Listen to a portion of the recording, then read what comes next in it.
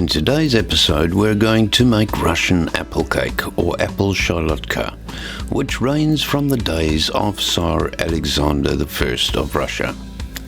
It is relatively simple to make and is absolutely delicious, served with a powdering of icing sugar and copious amounts of whipped cream. To start, core and peel the apples and cut them into 1 inch or 25mm bits of around 4mm thick or 1/4 inch. Toss them in the juice of half a lemon to prevent the apple from browning. Rub butter all over the inside of a 9 inch or 220mm springform pan and line the pan with baking paper.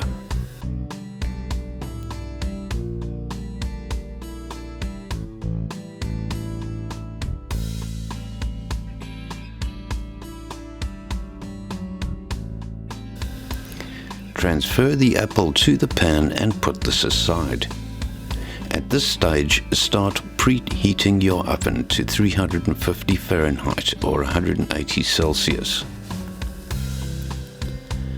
Crack 3 large eggs into your mixer bowl and add 220 grams of sugar.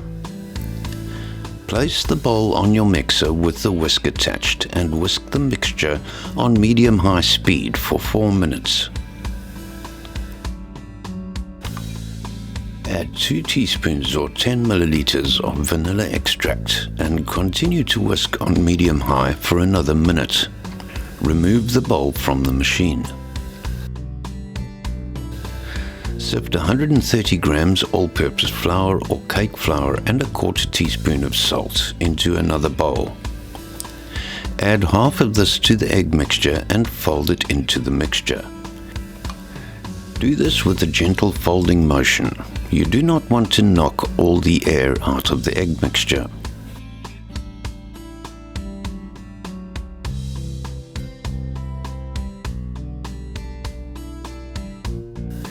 Add the remaining flour to the bowl and continue folding until everything is just combined.